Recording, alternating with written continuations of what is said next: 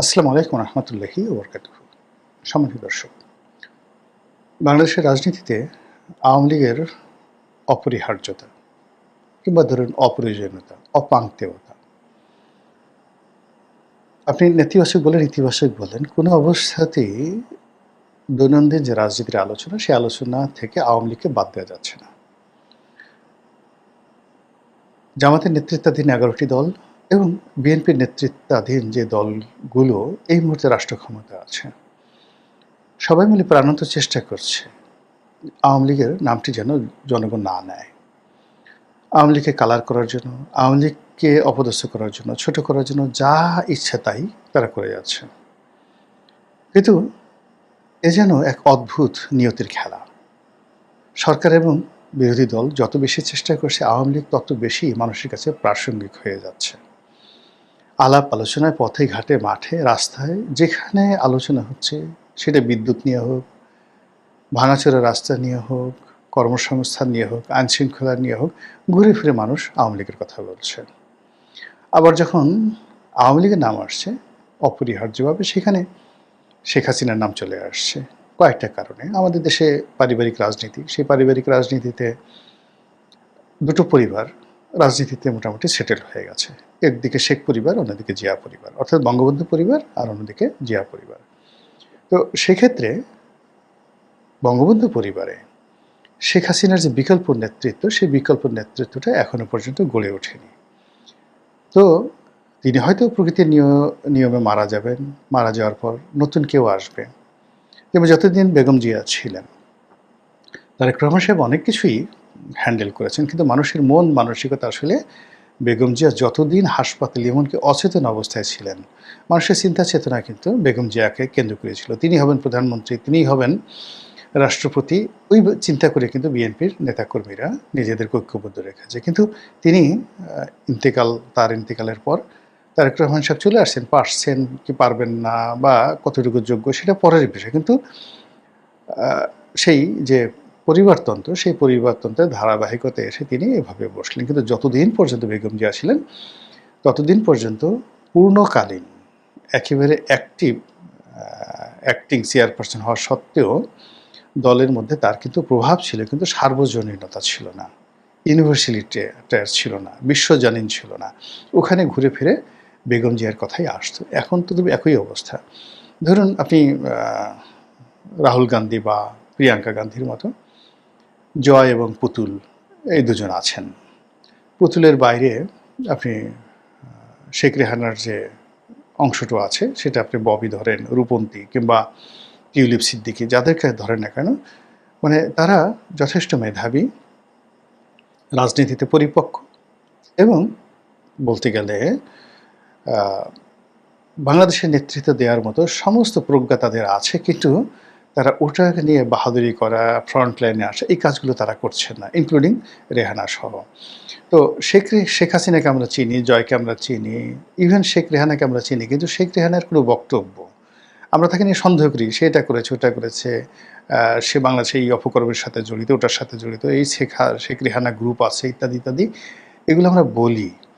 কিন্তু তার কোনো বক্তব্য, মানে ওই যে সালমান এফ রহমানের সাথে তার একটা টেলিফোনিক কনভারসেশন ছাড়া আপনি এখনও পর্যন্ত তার একটা কর্ম, তার একটা সিগনেচার বা তার ছেলেমেয়ের কোনো একটা ঘটনা আপনি ওইভাবে কালার্ট করতে পারবেন না। তা বোঝার চেষ্টা করুন যে এই পরিবারটি, অর্থাৎ শেখ হাসিনার বোন শেখ রেহানার যে পরিবারটি, তারা একমাত্র তাদের আত্মীয়র মধ্যে তারেক সিদ্দিকী, কিন্তু তারেক সিদ্দিকী আসলে শেখ রেহানার যতটা না কাছে, তার চেয়ে শেখ হাসিনার স্নেহধন্য ছিলেন। কিন্তু শেখ রেহানার হাজব্যান্ড যদি ধরেন ডাক্তার শফিক সিদ্দিকী সাহেব, ববির কথা ধরেন, তার ছেলের কথা, অন্য মেয়ের কথা ধরেন, স্বয়ং যাকে বলা হয় শেখ রেহানার কথা ধরেন, আপনি গল্প করতে পারবেন, বিভিন্ন অভিযোগ করতে পারবেন, কিন্তু তথ্য প্রমাণ আপনি হাজির করতে পারবেন না। It means politically they are matured, তারা জানে যে কী করে রাজনীতিটা সংযুক্ত রাখতে হয়।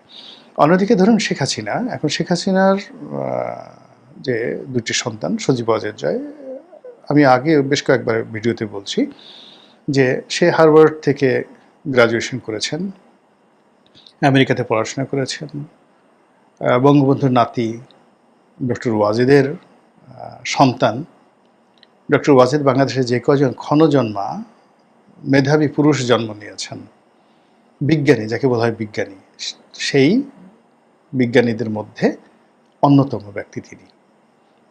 ভালো ছাত্র, মেধাবী, পাগলাটে, খ্যাপাটে, সফল, সার্থক, সব কিছু, খেলাধুলা সব কিছু। Doctor Wazed is a unique person. তার পৌরুষজাত সন্তান হলো সজীব ওয়াজেদ। আপনি তাকে যতই পাগল বলেন না কেন, যতই ছাগল বলেন না কেন, কিন্তু গর্বটা কার, মানে ইউট্রাসটা কার, জরায়ু কার, গর্ভাশয় কার, সেগুলো শেখ হাসিনার। তো কাজেই ওই শেখ হাসিনার গর্ভাশয় থেকে তো ছাগল বের হবে না, ওটা শেখ হাসিনার মতোই বের হবে।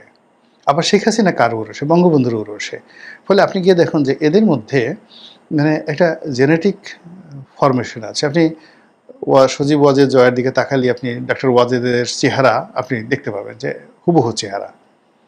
তার এখনকার ছবি আর তার বাবার ছবি দেখবেন হুবহু চেহারা। আবার শেখ হাসিনাদের দিকে যদি তাকান দেখবেন যে তার চেহারা আর বঙ্গবন্ধুর চেহারা, বেগম মুজিবের চেহারা এক। মানে এরা জেনেটিক্যালি এই ঐতিহ্যটা ধারণ করেছেন। আর যখন ফিজিক্যালি পিতামাতার সঙ্গে সন্তানের একটা মিল থাকে, তখন তাদের মধ্যে একটা মেধার মিল হয়। ফলে আপনি তাকে যতই বলেন না কেন সজীব ওয়াজেদ জয় বা পুতুলকে, আপনি তাদের মধ্যে তার পিতার, মানে পুতুলের মধ্যেও তার পিতার মেধা আছে, আর যাকে বলা হয় জয়ের মধ্যেও তার পিতার মেধা আছে। আর পলিটিক্যালস তারা যেটা দেখেছে একেবারে ঘনিষ্ঠভাবে জন্মের পর থেকে, তারা যে রাজনীতিটা দেখে আসছে এবং যে রূঢ় বাস্তবতা, এটা আপনি আমি যদি 100 বছর ধরে কন্টিনিউয়াসলি হার্ভার্ড এবং অক্সফোর্ডে এর উপর পিএইচডি করি, তবু এটা সম্ভব না। এই প্র্যাকটিক্যাল এক্সপিরিয়েন্স তাদের আছে। তো কাজেই যেহেতু শেখ হাসিনা রাজনীতিতে এমন একটা বটবৃক্ষ হয়ে গেছে, আওয়ামী রাজনীতিতে, ফলে সেই বটবৃক্ষের নিচে কোনো অবস্থাতেই পুতুলকে আপনার রাজনীতিবিদ মনে হচ্ছে না, সজীব ওয়াজেদ জয়কেও আপনার রাজনীতিবিদ মনে হচ্ছে না। এমনকি দেখুন বেগম জিয়ার যেমন একটা পোর্ট্রেট তৈরি হয়ে গেছে, সেই পোর্ট্রেটের কাছে, বা জিয়াউর রহমানের যে পোর্ট্রেট, সেই পোর্ট্রেটের কাছে এই তারেক রহমান সাহেব প্রাণান্ত চেষ্টা করছেন গত 6 মাস ধরে, কিন্তু কোনো অবস্থাতে বেগম জিয়ার পাশে এখনও মানুষ তাকে বসাতে পারছে না, সময় লাগবে আরও। তো সেই দিক থেকে যেটা হলো যে ঘুরে ফিরে জয়ের যত যোগ্যতা থাকুক, পুতুলের যত যোগ্যতা থাকুক, পুতুল ডাব্লিউএইচওর মানে আঞ্চলিক রিজিওনাল ডিরেক্টর, এটা একটা অকল্পনীয় পদ। আপনি দেখেন তার যে ইংরেজির প্রোনাউন্সিয়েশন, তার যে বক্তব্য, যে কটা বক্তব্য তিনি ডাব্লিউএইচওর পক্ষ থেকে জাতির সামনে দিয়েছেন, মানে এটা গ্লোবাল, মানে বিশ্বে এত সুন্দর করে ইংরেজিতে জাতিসংঘ বা যে কোনো একটা বিষয়কে রিপ্রেজেন্ট করতে পারে। আমি তো পুতুলের মতো এত সুন্দর বক্তব্য শুনিনি কারো মুখে। আমাদের খলিলুর রহমান সাহেব ভালো ইংরেজি বলেন, লুৎফে সিদ্দিকী ছিল ভালো ইংরেজি বলেন, তারপরে ডক্টর মোহাম্মদ ইনুজও ভালো ইংরেজি বলেন, কিন্তু পুতুলের ইংরেজির কাছে কি আপনি বাঙালির মুখে এরকম চমৎকার ইংরেজি শুনেছেন কখনো? শুনেননি। কিন্তু শেখ হাসিনার যে ব্যক্তিত্ব, সেই ব্যক্তিত্বের কাছে পুতুলের এই যোগ্যতা কোনো অবস্থাতে ফ্লারিশ হচ্ছে না অ্যাজ এ পলিটিক্যাল পার্সোনালিটি হিসেবে। ফলে যখনই বাংলাদেশের রাজনীতিতে আওয়ামী লীগের নাম আসছে, আওয়ামী লীগের সাথে অপরিহার্যভাবে শেখ হাসিনার নাম চলে আসছে। তো এই যে শেখ হাসিনার নাম চলে আসার কারণে কি হলো, তাকে নিয়ে আমাদের যত গল্প, যত কবিতা, যত উপন্যাস, যত সাহিত্য, যত ভয়, যত আতঙ্ক, যত নিন্দা, সব কিছু নাটক সিনেমা তাকে নিয়ে হচ্ছে। কেন সে বাংলাদেশে আসতে চাচ্ছে? তার কি লজ্জা শরম নেই? আমরা তাকে ধরবো, হ্যান্ডকাপ পরিয়ে আনবো, তাকে আইনের শাসনে অধীন তাকে বিচার করব। কেউ কেউ বলছে তাকে এয়ারপোর্টে ফাঁসিতে লটকানো হবে, কেউ বলছে তাকে এয়ারপোর্ট থেকে এনে তারপর জেলখানাতে ঢুকিয়ে ফাঁসিতে দেওয়া হবে, কেউ বলছেন তাকে পূর্ণ আইনি নিরাপত্তা দেওয়া হবে, কেউ বলছে দূর দূর রাখো, সে আসবে না। এখন এই যে আমরা তাকে নিয়ে যত আলোচনা করছি, তিনিও তো পলিটিক্যালি ম্যাচিউরড, মানে 1981 সন থেকে তিনি দলটা পরিচালনা করছেন। চিন্তা করেন, 1981 সন থেকে একটা দলের সভানেত্রী।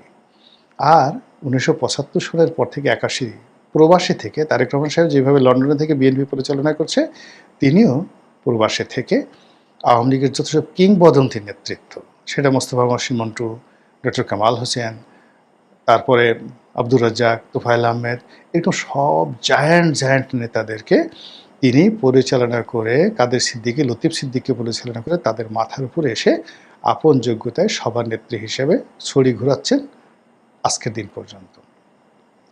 ফলে বাঙালি রাজনীতির আশা কি, আকাঙ্ক্ষা কি, কে কতটুকু লাভ দিতে পারে, কার কতটুকু ক্ষমতা হতে পারে, ওই প্রধানমন্ত্রীর চেয়ারে বসে তারেক রহমান সাহেব তার কী ক্ষতি করতে পারে, বিরোধী দলের চেয়ারে বসে ডক্টর শফিক তাকে কী ক্ষতি করতে পারে, কী উপকার করতে পারে, এটা পুরোটাই তার জানা আছে। আর এই জানা থাকার কারণে কি হচ্ছে, সে ইচ্ছে মতো খেলছে, ট্রাম্প কার্ড খেলছে, সকালে একরকম বিকেলে একরকম, ইচ্ছে মতো, মানে ছক্কার পরে ছক্কা সে শুধু মেরে যাচ্ছে। আর শেখ হাসিনা সেই ছক্কা এবং পক্কার কবলে পড়ে আমরা ঘুরে ফিরে বারবার শুধু শেখ হাসিনাতে নিমজ্জিত হচ্ছি। ভারতের রয়ের প্রধান কেন এলো? সে কি শেখ হাসিনাকে বাংলাদেশে দেওয়ার জন্য এলো? এটা নিয়ে আমরা একটা কল্পনার ফানুস তৈরি করছি। আমরা ফানুস তৈরি করছি, ভারত বলার চেষ্টা করছে বা ভারত বলছে যে আমরা কি শেখ হাসিনাকে এমনি এমনি নিয়েছি? তোমরা তো আমাদেরকে হেলিকপ্টারে করে, প্লেনে করে, সামরিক বিমানে করে আমাদের দেশে পাঠিয়েছো, কাজেই তোমরা আবার সামরিক বিমান পাঠাও, ওইভাবে সিকিউরিটি দাও, সেফটি সিকিউরিটি দাও, আমরা শেখ হাসিনাকে তোমাদের কাছে দিয়ে দেবো। এই ধরনের কোনো কথা ভারত বলেনি, কিন্তু আমরা বানিয়ে বানিয়ে এই কথাগুলো কিন্তু বলছি। এবং ভারত থেকে যখনই কোনো লোক আসছে, আমরা বলার চেষ্টা করছি যে ওই যে লোকটা যে আসছে সে মূলত শেখ হাসিনা বাংলাদেশে কিভাবে আসবে, নিরাপদে থাকবে, এই সমস্ত বিষয়ে আলোচনা করার জন্য সে আসবে। আবার বাংলাদেশ থেকে যখন খলিলুর রহমান সাহেব যাচ্ছেন, অন্য কোনো সরকারি কর্মকর্তা যাচ্ছেন, ইভেন তারেক রহমান সাহেবের যাওয়ার যে পসিবিলিটিস যেটা তৈরি হয়েছে, সেখানেও আমরা কিন্তু একটা কল্পনার ফানুস তৈরি করে ফেলছি যে ওখানে কী করে গেলে মোদি তার হাতটা ধরবে, ধরে গিয়ে তাকে শেখ হাসিনার সঙ্গে হাতে হাত মিলিয়ে দেবে এবং সেখানে আওয়ামী লীগের সাথে, বিএনপির সাথে, শেখ হাসিনার সাথে, তারেক জিয়ার সাথে একটা সম্পর্ক হয়ে যাবে। হায় হায় হায়, কী হবে? এই যে আমাদের একটা কল্পনার ফানুস, এটা মূলত আমাদের আতঙ্ক থেকে, আমাদের ভয় থেকে, আমাদের প্রেম থেকে, আমাদের ভালোবাসা থেকে এই জিনিসগুলো আসে। ২ নম্বর হলো যে যখন আপনি যে কোনো একটা বিষয়ে ভয় পাবেন, সেটা আপনার জীবনে একবারের জন্য হলেও ঘটবেও, স্বপ্নে হলেও আপনার জন্য ঘটবে, যেটাতে খুব বেশি ভয় পাবেন। যে বিষয়টি আপনি অ্যাভয়েড করতে চাইবেন, সেটা আপনার ঘাড়ের উপর পড়বেই। আর যাকে আপনি ভালোবাসবেন, পেতে চাইবেন, তাকে বাস্তবে না পেলেও স্বপ্নে আপনি তাকে পাবেনই। কাজে এই যে শেখ হাসিনাকে নিয়ে আমরা যে যার অবস্থান থেকে মাতামাতি করছি, it means she has a brand value, এবং তার সেই ব্র্যান্ড ভ্যালুকে এখনও পর্যন্ত বাংলাদেশে অন্য কেউ অতিক্রম তো দূরের কথা, ধারের কাছে যেতে পারেনি।